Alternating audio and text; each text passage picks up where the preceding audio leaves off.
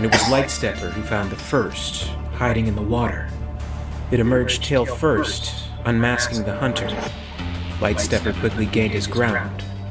He raised his weapon, snarling fearlessly at the hard meat, and leapt toward it. A swing of the spear, too slow. The swing of the hard meat's tail breaking his weapon in half. Lightstepper dropped the useless spear and bore the blades on his wrist, making a lunge to the creature. Its force was powerful, bringing him into the water, its second set of gleaming jaws snapping directly into Lightstepper's face.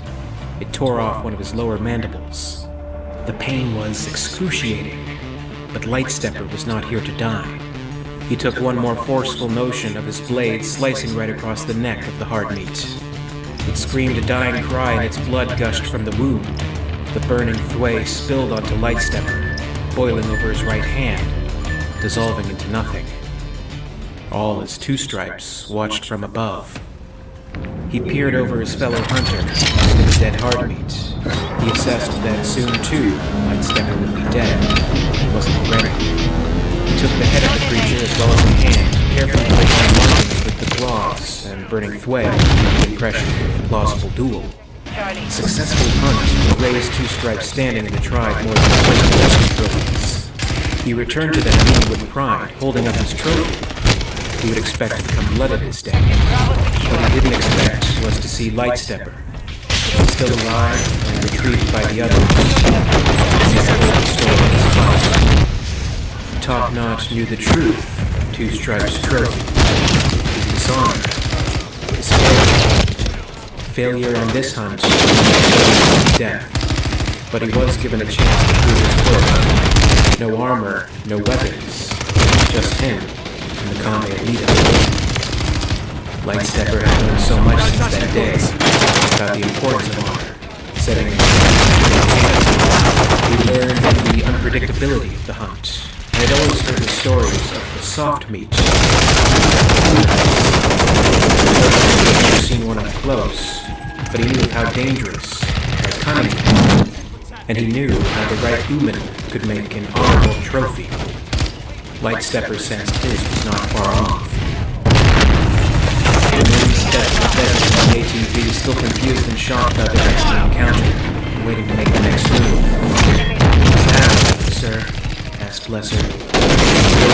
"Sergeant," Black said. "But we're not waiting around for an explanation. The Gucci woman's cabin. Use her interrogate to boost a signal past signal wires of interference. We're calling Murphy for a dozen." Sally brought down the XT. "How's our,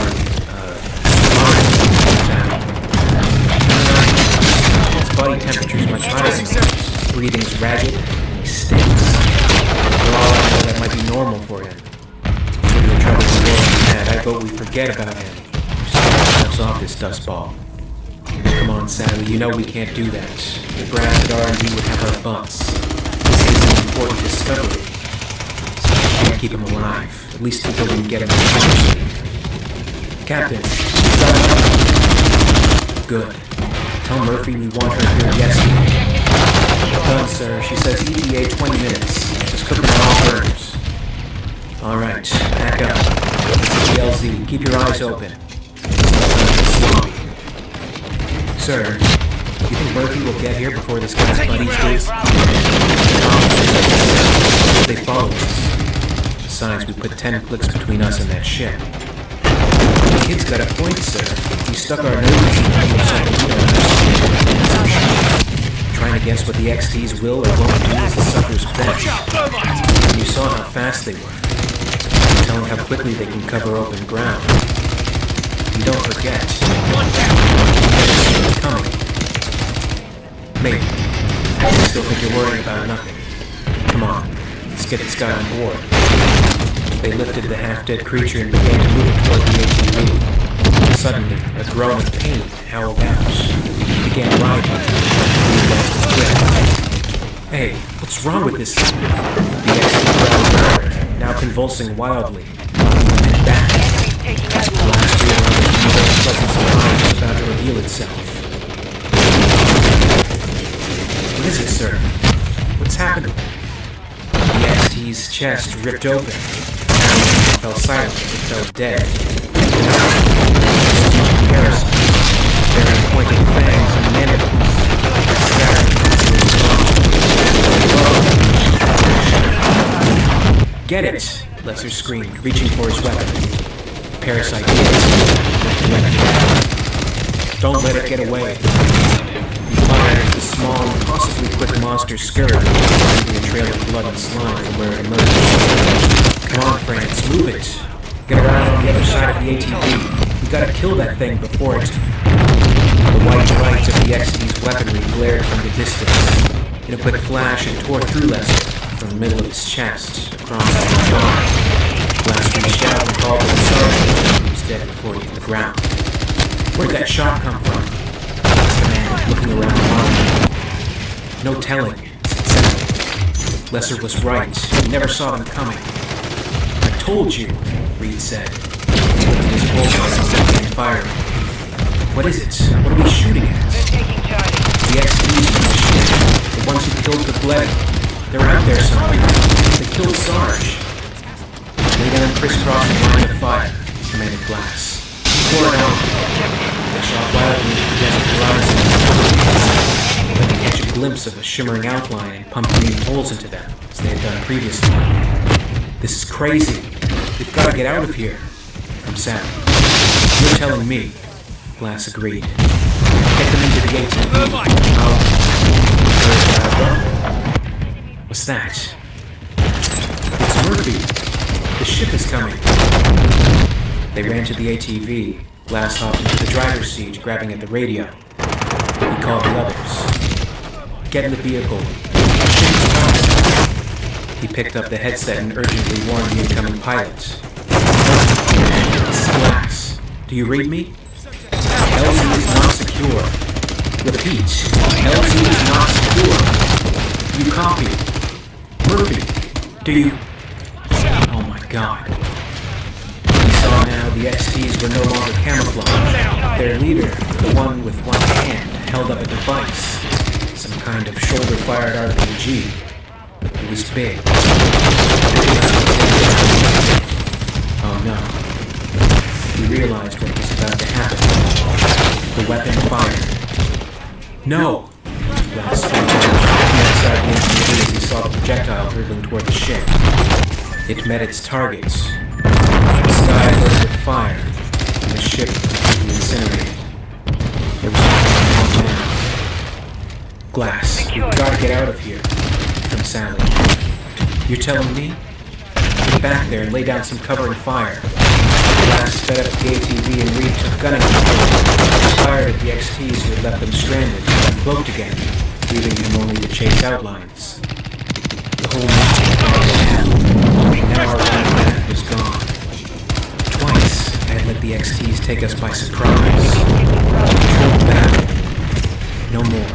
Now we were going to fight the battle on our terms. We were going to show these guys what happens when you listen to the leads. And once one bullet hole illuminated the glowing green of the alien bastard,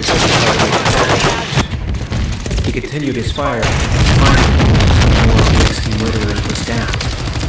Reed sighed with relief, and newly found confidence. We got one, Captain. Stay and fight. You take it. I understood Reed's feelings. The monsters had killed our friends, possibly us by stranding us here. I understood the need for revenge, but I also knew the importance of killing the I had to find a place for them to stand, and to make the monsters come to us. Prosperity Wells. Once it was a colony, now it was a junkyard. If anyone knew what happened to it,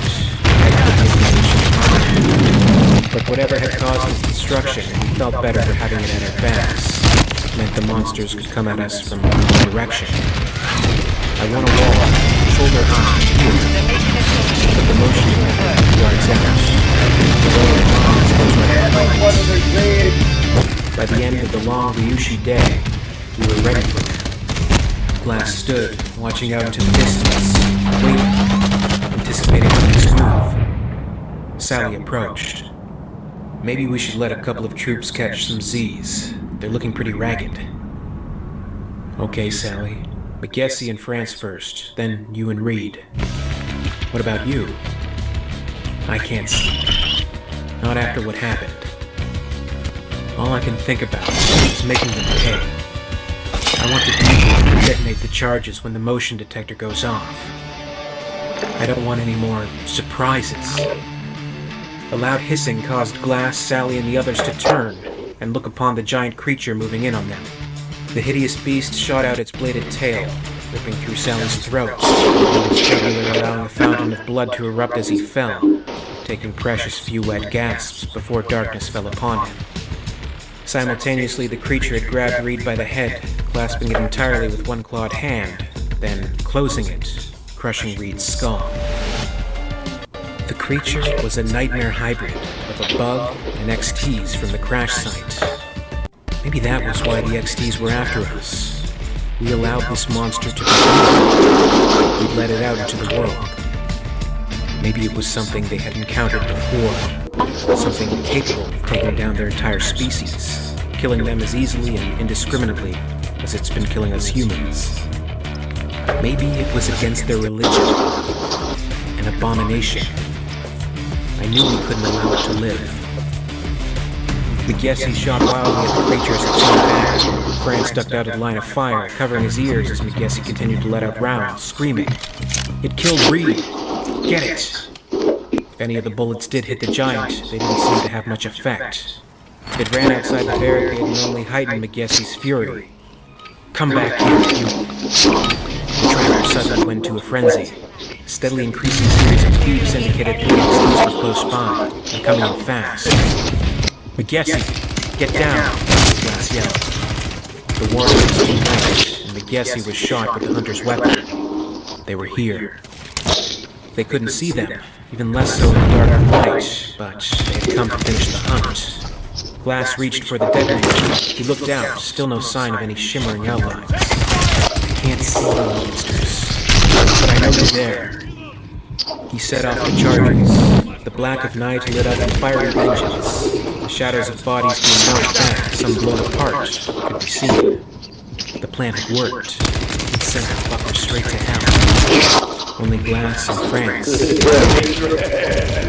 Come on, you can't stay here, Glass told the young, shaken Marine. But where? Away.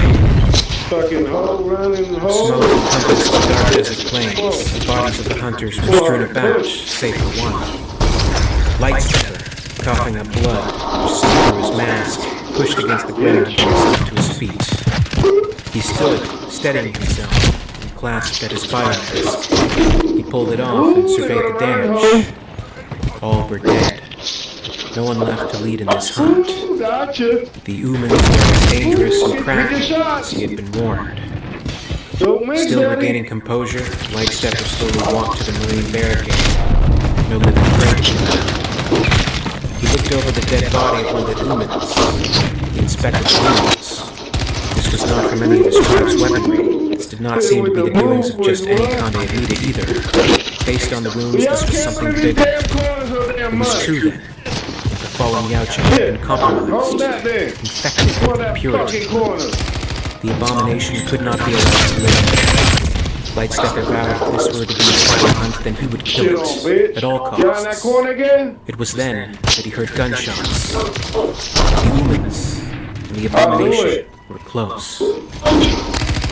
Glass and France stopped to catch their breath. They were tired, scared, and panting as they looked around to see if the beast was still in pursuit. I don't hear it, Captain, France said. He took a deep breath. Maybe we should stop. Make a stand. Still looking from all directions, Glass called back, panting. How many rounds you have left, France? 3. He continued gasping for air.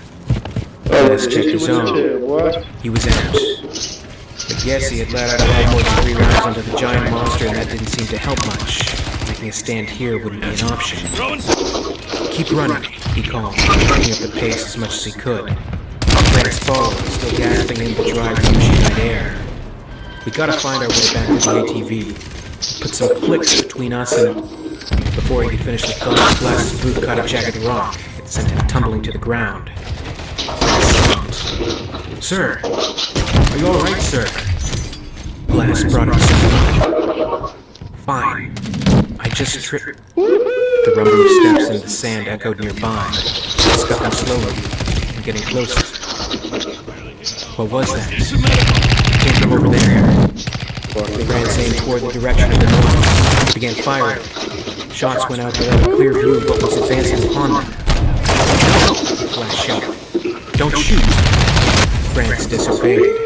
Gunshots blazed loudly still, until nothing but smoke remained, and the faint clicker of his empty weapon. From out of the smoke, a figure began to emerge.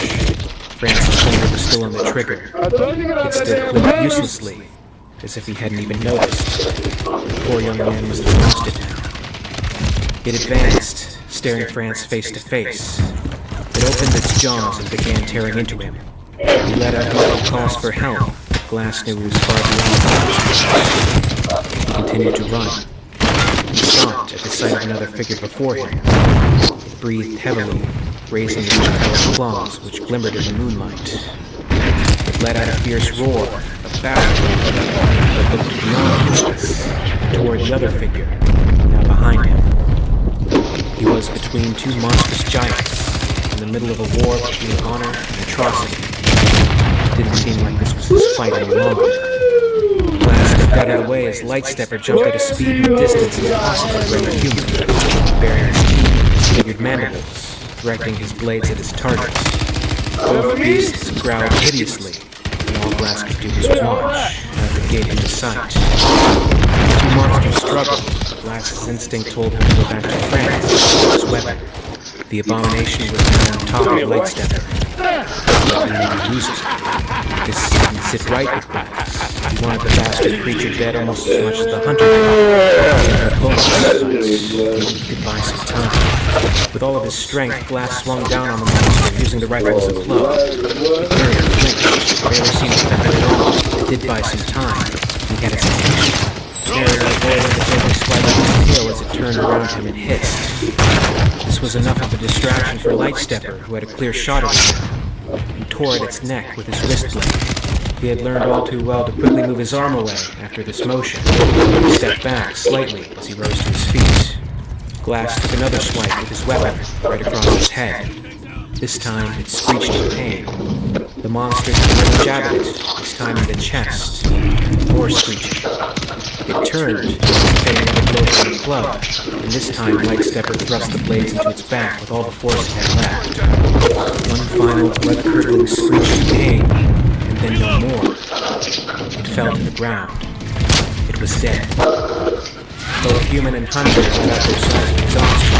He looked over to be absolutely positive. Like I said, it comes down to choices. Good or bad, or death, sane or crazy. Sometimes you don't know why you make certain decisions. That's what he has, bitch. But sometimes crazy choices are the right ones, at least in the short run. Together we've taken out an enemy, and maybe at that moment we came to some kind of understanding. Or maybe we were just too tired to fight each other anymore. Either way, there's nothing to do now but wait and see whose people show up first. While Michiko Noguchi was nowhere to be found, there was unfinished business on the planet of Ryushi. This was explored in the follow-up story to the original Alien vs. Predator comic, Duel. It was written by Randy Stradley, with art by Javier Soteris, Jimmy Palmiotti, and Jim Sinclair. This landmark and influential comic was notable not just for continuing the tradition of Dark Horse's crossover, but for being the very first story to include the Alien hybrid creature explored much further in Alien and Predator media to follow. For more on the Ryushi conflict and the trials of Michiko Noguchi, please see the playlist on the end screen and the description below.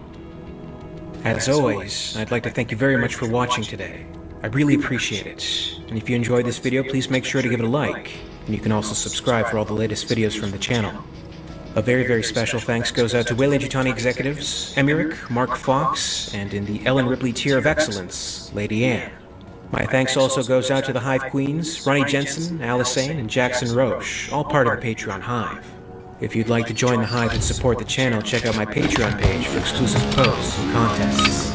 In the meantime, catch up with Alien Theory over social media. Follow @alien_theory on Twitter, and Alien Theory YT on Facebook and Instagram for more. And until next time, this is Alien Theory, signing off. We're tied with the enemy. Throwing Semtex!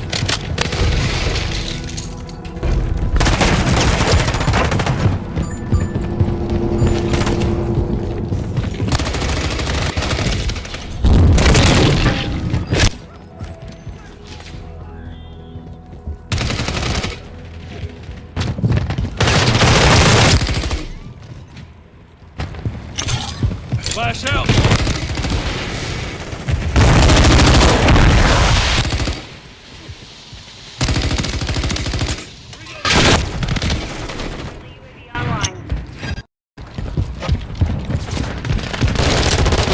Throwing flash grenade! Semtex out!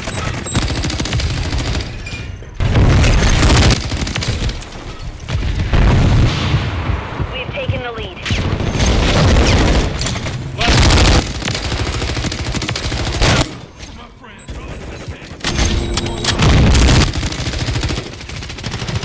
Secured the lead.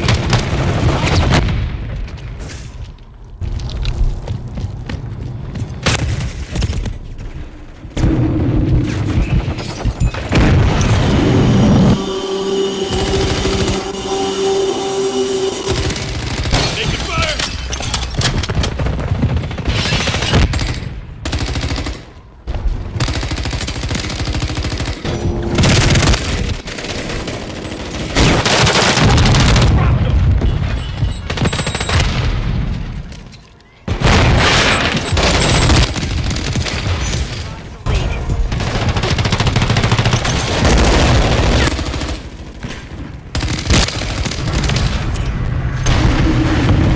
Suddenly,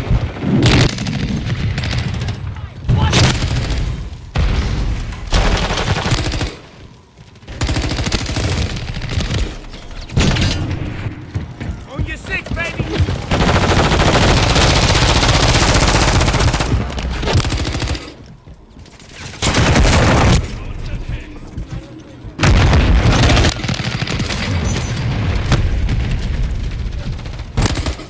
it was bright. She recoiled. You could see the lights. It was harder to hide in the lights. The body curled around itself. Enemy spotted! Enemy KIA.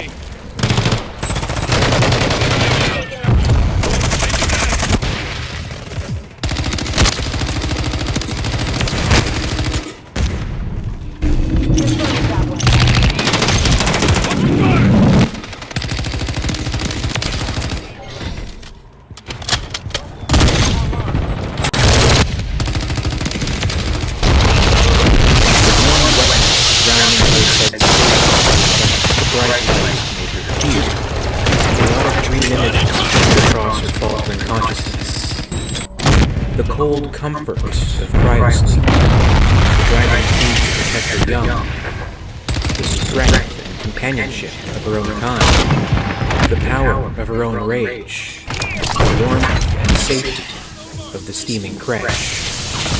The images were meaningless and meaningful at the same time. She recognized them on a level far beyond consciousness, far beyond learning. They were a part of who she's been, what she's been. And now they were part of what she was becoming. She floated in the blackness and warmth, trying to hide from the light.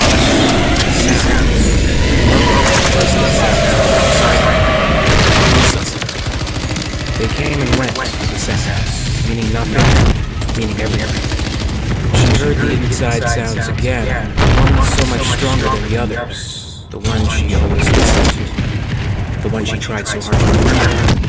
She heard it whisper. My mommy always said there were no monsters, no real ones, but there are.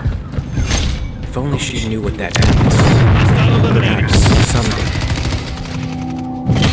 Somewhere the words of the Alien Resurrection novelization, Crispin, describing the first thoughts that the fallen embryonic Ripley 8 gestating inside the Arena's lab. Ripley 8, the clone of Ellen Ripley, experienced what Paul Gavin described as an unexpected benefit of genetic drift, collective memory, passed down generation at a genetic almost like a highly evolved form of instinct, perhaps a survival mechanism to keep them unified, keep their species intact, regardless of the differing characteristics they adopt from their hosts. But how much does Ripley 8 remember of her past life? In the originally released film version of Alien Resurrection, there is a vague notion that the clone has memories of once being Ellen Ripley 200 years prior. But there are no specific references to what those memories may be. The special edition version of the film, however, includes some scenes previously deleted that hold clues as to what Ripley 8 remembers. These were scenes included in an earlier draft of Joss Whedon's screenplay, which included all of the moments restored in the special edition version, plenty more that differently shaped the film, and differently shaped Ripley 8's struggle with remembering her original life. These struggles may be best retained in the novelization based on the earlier screenplay, which has the benefits of and the dreams that haunt her intermittently throughout the story. With the special edition version, the earlier screenplay, and the novelization, you get a better idea of what Ripley 8 remembers, how it likely remembers what it does, how it the character's arc. While Ripley 8 is not the Ripley we all know and love from the original 3 movies, she remains a fascinating character on her own, enhanced all the more by what was actually left out. In this video, I'll be looking at scenes from the script, novelization, and special editions, piecing together the lost memories of the lost memories, the struggle with that actually went on in her own mind. In one of the special edition's most telling scenes during Ripley's assessment, she is shown an image of a little girl and reacts emotionally. More than likely, this image evokes memories of Newt, and the novelization confirms this, taking it further. Is also shown an image that reminds her of Joe. Ren was clearly uncomfortable with the dress and confusion. She wiped a bit of dirt off the video screen as the doctor working with the host held up a picture of the big orange cat. She looked at it, hesitated, and looked away, frowning, and searching for the That's interesting, Perez thought, wondering why that particular image. Getting excited. The scientist in the room with Ripley gave up on the cat picture and told it differently. It was a simple cartoon-like drawing of two girls with blonde hair. The restrained woman's body suddenly stiffened, the bored expression vanished, and her face changed, grew attentive. She stared at the picture, clearly surprised, and her brow furrowed, her eyes softened. For a moment, it almost looked as if she might cry. The change was startling, and revealed for a moment her true humanity. Even the scientist in the room was taken aback and sat silent, no longer prodding her with the spell of the word human.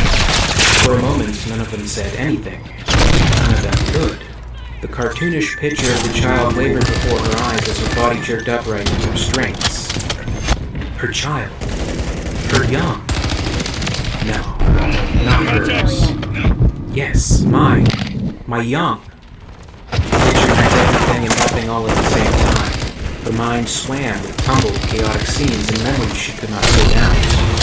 The steaming warmth of the crash, the strength and safety of her own kind, the aloneness of individuality, and the driving need to find. Small, strong arms wrapped around her neck, small, strong legs wrapped around her waist. There was chaos. What was that chaos? The warriors screamed and died. Keep pushing them back. I knew you would come. The sweeping pain of loss, sickening, irretrievable loss, flooded her mind, her entire body. Her eyes filled with liquid until she could not see, then emptied, clearing her vision. It meant nothing. It meant everything. Mommy. She searched for the connection to her own kind. She searched to find the strength and safety of the crash. It was not there. And in its place was nothing but this pain, this terrible loss. She was hollow. In an additional dialogue exchange, during Ripley's conversation with Dr. Gettman, it's revealed that Ripley also lived with fate and the fate of her friends on the prison planet of Fury 161. While the planet is mentioned in both versions of the film and the novelization, this moment is exclusive to the screenplay, with some further insight on Ripley's memories of what happened in the previous film. Notably, it is referred to Fury 16 instead of Fury 161. The screenplay portrays the following. Ripley, how did you... Gettman, how did we get you? Blood samples taken on Fury 16, on ice. Ripley, Fury 16. Gettman, ring a bell? What do you remember about this place? She thinks, puts her hand to her hair, as if to check it's there. Thinks some more. Ripley, came down in the shuttle. It was cold. They didn't make it. They didn't survive. Gettman, who? She thinks hard, but the names don't come. Ripley, I can see their faces, but there's a girl. Gettman, what else? Ripley, the cold, and touches her chest. The pain. With a few small exceptions of dialogue, this scene continues to play out as it does in the final film. During the initial encounter between Ripley 8 and Call, there is some additional dialogue that is preserved in the script and the novelization, but absent from the final film and its special edition. It includes a reference to the previous film and a single enigmatic line of dialogue from Ripley 8. This is how the scene plays out in the script version. Ripley pushes her hand out. The blade goes right through her palm. She keeps pushing her hand out slowly, a good 5 inches of the blade sticking out the back of her hand before she stops. Call stares at her. Call, what are you? Ripley. Ripley Ellen Lieutenant First Class, number 36706. Call. Ellen Ripley died 200 years ago. Ripley, what do you know about it? Call. I've read Morse. I've read all the band histories. She gave her life to protect us from the beast. You're not her. Ripley. I'm not her. What am I? Call. You're a thing. A construct. They grew you in a fucking lab. Ripley. But only God can make a tree. Call. And now they brought the beast out of you. Smiling. Not all the way. The rest of the scene plays out as we see it in the film, but the additional information left out is quite interesting. Paul mentions having read Morse, a reference to the lone surviving prisoner of Fury 161 who went on to write his account, Space Beast, about his experiences with Ripley. There's also apparently more writings about the xenomorph that have been banned since Ripley's time. The most curious of the removed dialogue is Ripley's line, "But only God can make a tree." This is the final line of a poem written by author Joyce Kilmer in 1913. The poem became well known over the years, often favored for Arbor Day celebrations and renowned for its simplicity and imagery. I think that I shall never see a poem as lovely as a tree whose hungry mouth is pressed against the earth's sweet glowing breast.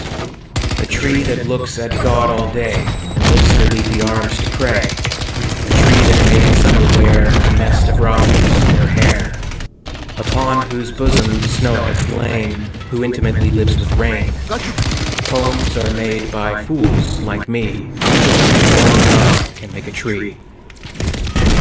Unless one of the scientists aboard the Auriga taught this to her, which is possible, then this poem, or at least its final line, must have come from Ripley's human memories.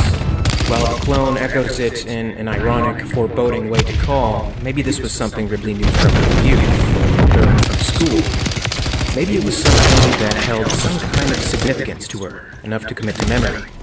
Perhaps a quiet affirmation she'd repeat to herself during the long months and years out in the coldness of space, reminding her of the natural beauty of nature on Earth.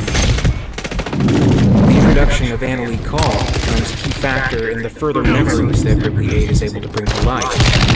Call, in many ways, reminds the clone of the person, the human Ripley used to be. Realistic, determined, altruistic. After their first meeting, while Ripley is alone in her cell, a flood of memories takes over. The novelization describes this event. Ripley curled up tight within her shadow and stared into the darkness, trying not to let the young woman's words touch her. She was tired, so very tired, but she didn't dare to sleep. I don't want to sleep. A small, thin voice said in her head, I have scary dreams. Ain't much of a finish. Who said that? Ripley couldn't remember, but the memory stabbed at her knife. She couldn't sleep. She felt as if they could touch her in her sleep. Her mind was unguarded and brought them to the surface. The monsters, the real monsters. Moving, breathing, seething, dreaming, planning, waiting. She shuddered. They were a perfect organism, with only one true function. That woman, small young woman, she couldn't understand. Its structural perfection is matched only by its hostility. Ripley didn't recall who said that to her or when, but she remembered it, nonetheless. It filled her with a crushing sadness. Don't touch the goods. The thought of that idealistic young woman's zeal, her determination, pressed her to sympathize. Ripley could see the barest shadow of what she had been in that woman's eyes. What fate and the universe's worst luck had made her. And what has fate made me now? She wondered hollowly. She didn't know. Had it made her Ellen Ripley, as her chaotic mind insisted? Or had it made her Quisling, a changeling, as... I prefer to be called an artificial person. Friendly She monster. blinked, looking at the rapidly healing mark on her palm, all that was left from the woman's knife. In the stillness of that moment, her eyes dropped, her body sagged, and she slipped into sleep unawares. And then it was there, waiting for her, behind her eyes. She jerked out of the nightmare with a cry. Wake up. Quiet. We're in trouble. No, that was just a memory. She paused, listening, watching in the dark, sensing. No, not just a memory, not just a bad dream. Something was happening. Something real. During the aliens' escape aboard the Auriga and their pursuit of Ripley, the novelization describes further jumbled memories that come together and eventually give Ripley the idea of how to escape from her cell. This is what it describes. The door to her cell buckled as the creatures battered and bashed at it. Could not hold much longer. Ripley looked around the cell, trying to find something, anything that might help her. She glanced above, realizing she had not seen the guard for a long time. Dimly, she could hear the computer voice urging evacuation. It seemed like a good idea. She remembered something. Try to break the glass. Hurry. Tossing septex. There was no glass to break. They cut the power. How could they cut the power? They're animals. Her eyes searched the cell, found the cables encased in metal, following them to the housing sealed into the wall. Power. She punched at the housing with her fist as hard as she could, bashing it the same way the aliens were bashing in her door, trying to get her. She hit it again. Then, bubbling started to twist. She was harder, all the while feverishly glancing at her fingers. Finally, she began under a small tear in the metal. She pulled at it, twisting and tugging until the metal yielded, and she yanked it away from the electrical circuits inside. Jabbing the side of her hand against the sharp edge herself badly.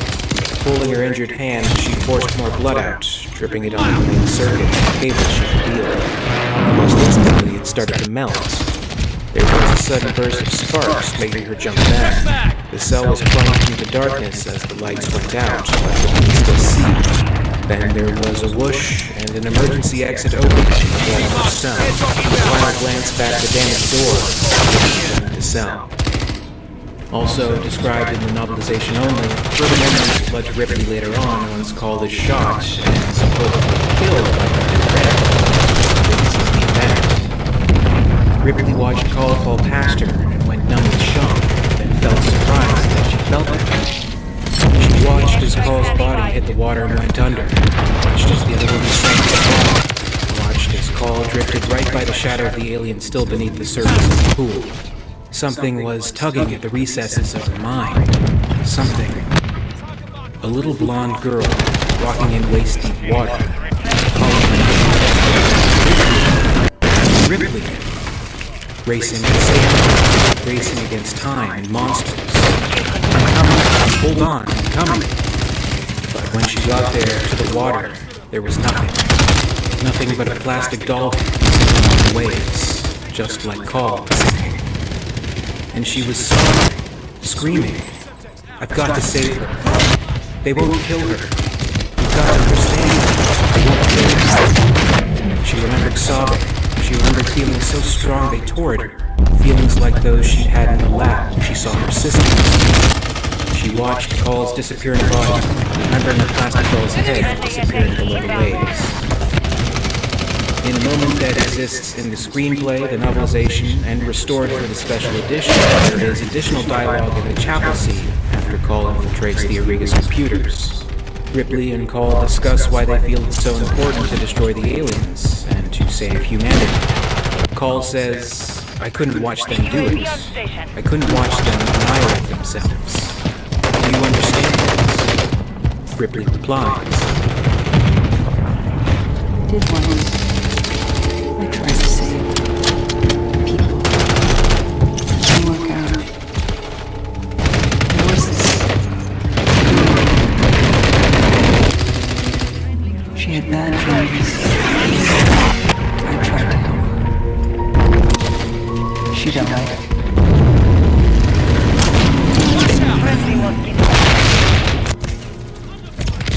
This is the last we hear of the matter in any version of the film, however, it is explored further in the novelization. Ripley does eventually come to remember the name of the little girl she tried to save. Once she is captured by the aliens and brought to the Queen, it comes to her in a sequence of four-step memories. Wake up. Be quiet. We're in trouble. She paused, listening, sensing. Something was happening. Not a dream. Something real. Ripley lay still in the arms of the beast. The light was limited. That did not hamper her.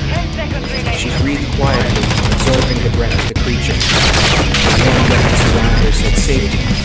Chaotic dream images flickered across her faltering consciousness. The cold comfort of cryosleep. The driving need to protect her young. The strength and companionship of her own kind. The power of her own rage. The warmth and safety of the steamy crash. The images were meaningless and meaningful at the same time. She recognized them on a level beyond consciousness, beyond learning. They were a part of her, part of who she'd been, what she'd been. And now, they were part of what she was becoming. She floated in the humid, comforting warmth, wanting to hide. There were murmuring, distant sounds that were outside of her, inside of her. They came and went, the sounds, meaning nothing, meaning everything. Distantly, she could sense the Queen and her terrible need. Then she heard the inside sounds again, one stronger than the others, the one she always listened to, the one she tried so hard to remember.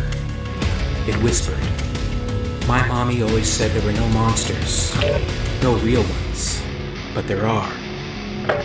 That sound insisted she wake, but once she woke, the dreams would all become real. She was tired, so very tired, but when she slept... "I don't want to sleep," the tiny voice said. "I have scary dreams." They touched her in her sleep. All the monsters, the real monsters. Moving, breathing, seething, dreaming, planning. She shuddered. They were a perfect organism with only one true function. Its structural perfection is matched only by its hostility. She moaned softly, despondently. An idealistic young woman had shown her the shadow of what she had once been, what fate had made her. But what was she now? Was she Ellen Ripley, or a changeling as grotesque as... At least there's a part of me that's human. I prefer to be called an artificial person. Slowly, she registered a dim sensation. Something outside herself. Something happening to herself. Her eyes moved around as she gathered information. Terrible children trying to comfort her. They were everywhere. Carrying her. Welcoming her. But the others were gone.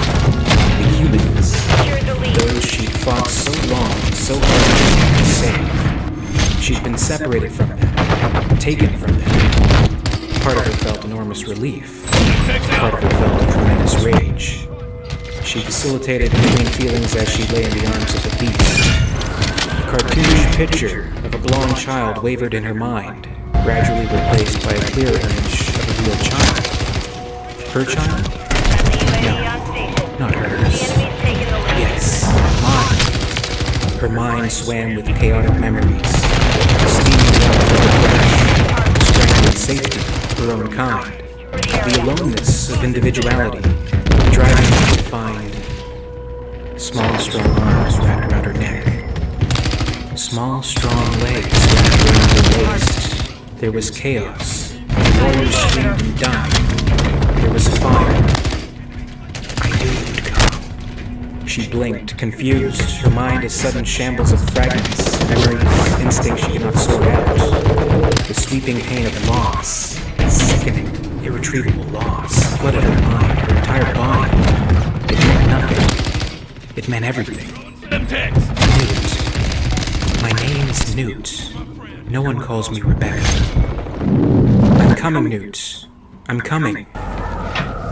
Mommy. She searched for the connection to her own kind. She searched to find the strength and safety of the fresh, but it was not there.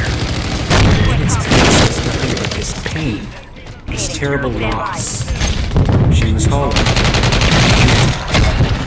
Dimly, she looked at the huge warrior holding her and asked him the same question she had asked the others, humans.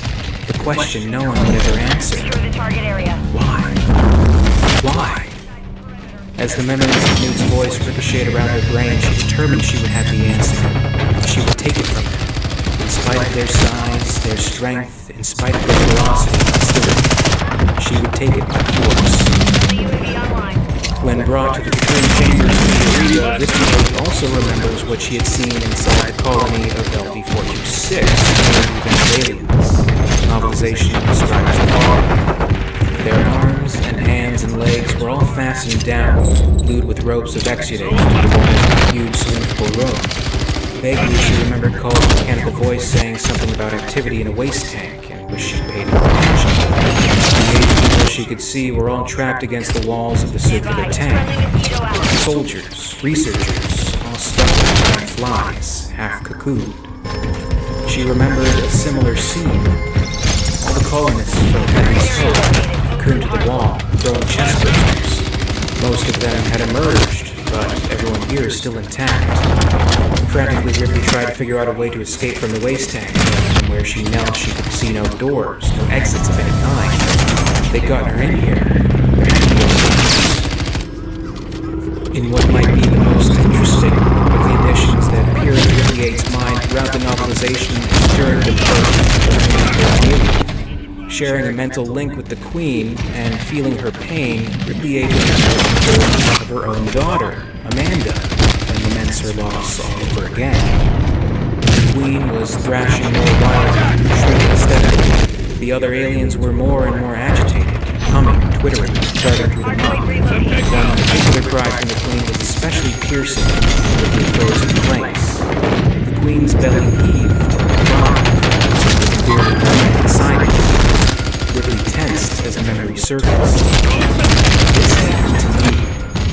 I gave birth. I was a motherless. A real mother. I lay in my own bed, and my husband was there.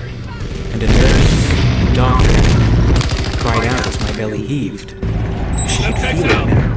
The memory was that strong. Instinctively, my hands left her own belly.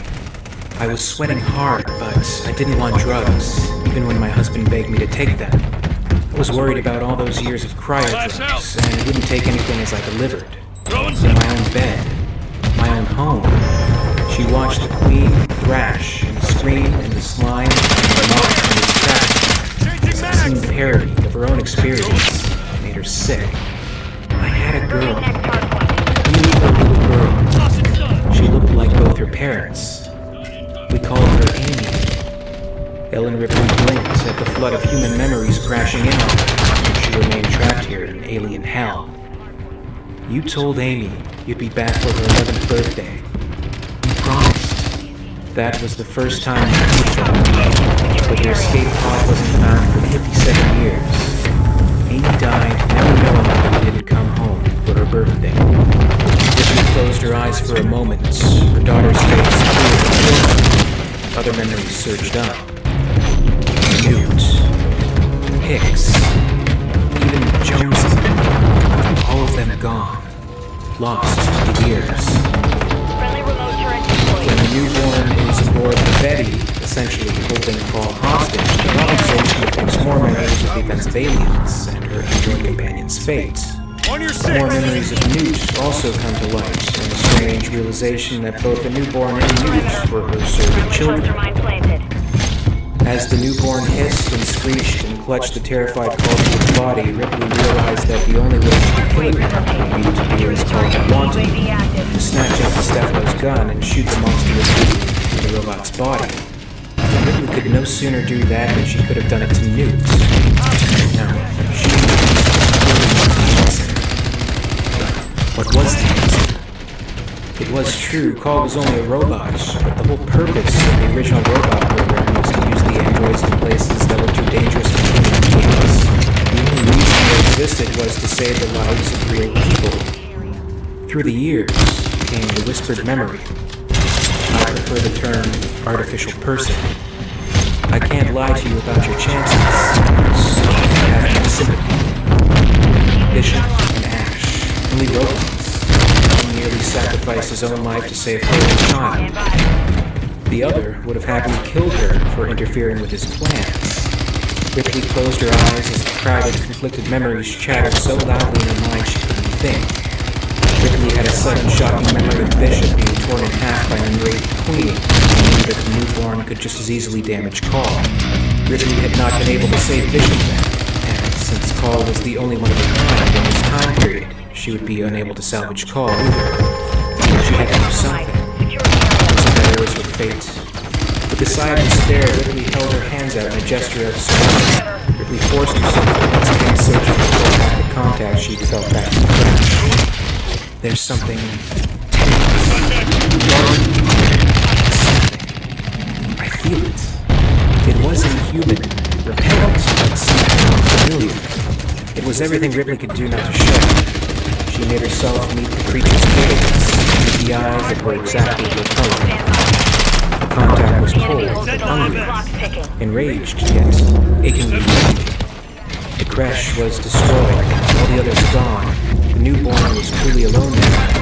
The only one left that had even some small spark of connection to it was the human woman standing before it. She held her hands out in supplication and filled her mind with comforting thoughts, connections that had once existed between them. Mentally, she saw the image of herself holding Newt, small, blonde, trusting Newt. She saw the child's arms and legs entwined around her, clinging, knowing Ripley was dead, wouldn't release her. Newt, who understood with the child's unshakable trust that Ripley would come back for her. She held the image in her mind as she murmured, "Come on." Yes. Suddenly, in her mind, the image of herself holding Newt safely in her arms changed. There were memories, unexpected chaos, warriors screaming and dying, and fire. And herself, Ripley, standing firm, holding her own young in her arms, causing death and destruction to the crash. Finally, once the newborn was killed and Betty began to send the message to Earth, Ripley has a final sequence of memories, but they are changed and resolved now. The closing moments of the Alien Resurrection organization struck forward. Ripley stared out at the Betty's viewport at the approaching Earth. She'd never seen a blue sky or real soil, at least not in this incarnation. It was new, and she enjoyed the uniqueness of it. She sensed Call standing quietly on her shoulder, and the robot's presence gave her a sense of comfort and companionship that she had never felt before. The memories of Newt, Amy, Hicks, Bishop, and all the other people whose lives she touched no longer burned so painfully inside her. Now they made her feel warm. They made her feel human. She had loved and been loved. Friendly She UAV had fought and detected. protected and had died to save those she loved. She would do it again, and again, and again. She was okay with it now. The dream images that had so long flipped across her mind were no longer chaotic. The cold comfort of cryosleep, the driving need to protect her young, the strength and companionship of her own time, the balance of her own rage, the warmth and safety of the company of friends. The images were meaningful, satisfying. She recognized them on a level far beyond consciousness, far beyond learning. They were part of her, part of who she'd been, what she'd been. And now, they were a part of what she had become. While the special edition of Alien Resolution restores a fair amount of previously unseen footage cut from the original film, Joss Whedon's earlier screenplay has a wide variety of details that didn't make it. It's the novelization that stands as a completely different beast. While the novelization broke a proud tradition of having Alan Foster adapt the films into books, Casey Crichton's contributions are more than worthy. It's a faithful adaptation of the original screenplay, and its additions provide an entirely different angle to the Ripley character by getting deep inside her head and really driving home the conflict that she feels throughout the story. But could these details have worked in the actual movie? Either through dialogue or flashbacks, or was the test left just a little ambiguous? And I'm curious, for those who appreciate the film, or at least are open to giving it another chance and viewing it every so often, which version of the film do you prefer? The theatrical cut or the special edition? Comment below and let me know what you think. And as always, I'd like to thank you very much for watching today. I really appreciate it. If you enjoyed this video, please make sure to give it a like, and you can also subscribe for all the latest videos from the channel. A very, very special thanks goes out to Weyland-Yutani executives Emmerich, Mark Fox, and in the Ellen Ripley tier of excellence, Lady Anne. My thanks also goes out to the Hive Queens, Ronnie Jensen, Alice Sane, and Jackson Roche. All part of the Patreon Hive, the warm creche. If you'd like to join the Hive and support the channel, check out my Patreon page for exclusive posts and contests. In the meantime, you can catch up with Alien Theory over social media. Follow @alien_theory on Twitter and @alientheoryyt on Facebook and Instagram for more. And until next time, this is Alien Theory, signing off.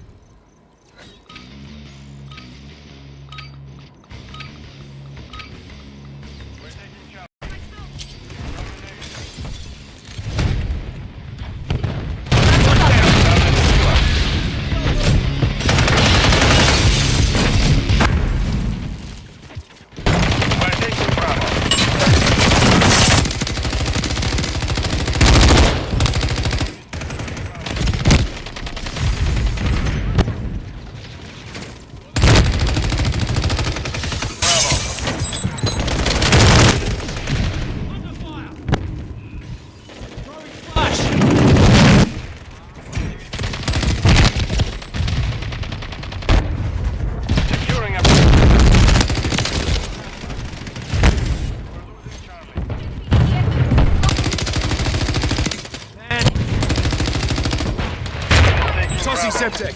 Securing.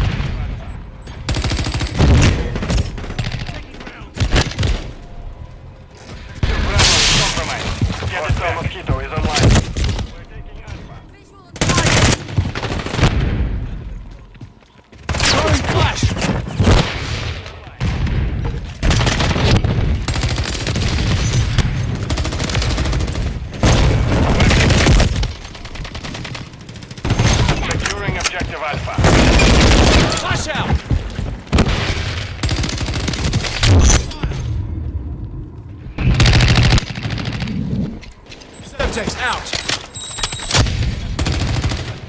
Get them secure. Securing objective Bravo.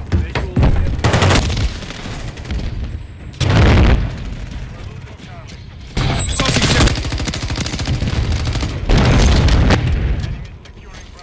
Flash! Taking rounds!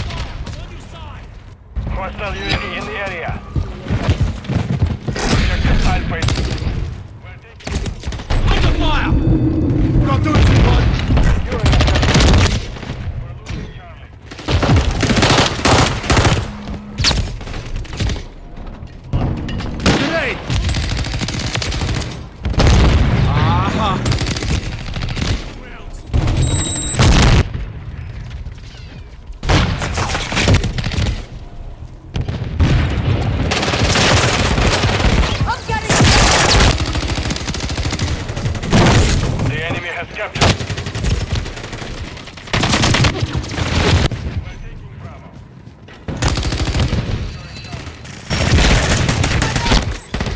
Under fire!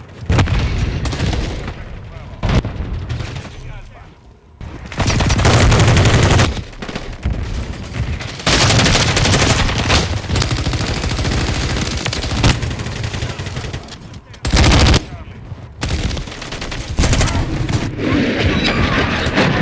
We're taking Bravo. Cruise missile.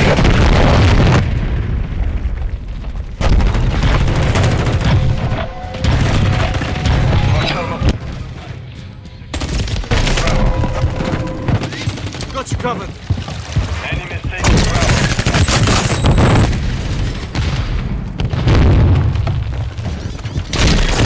Bravo, stop. Get it back. Hostile SAE near your...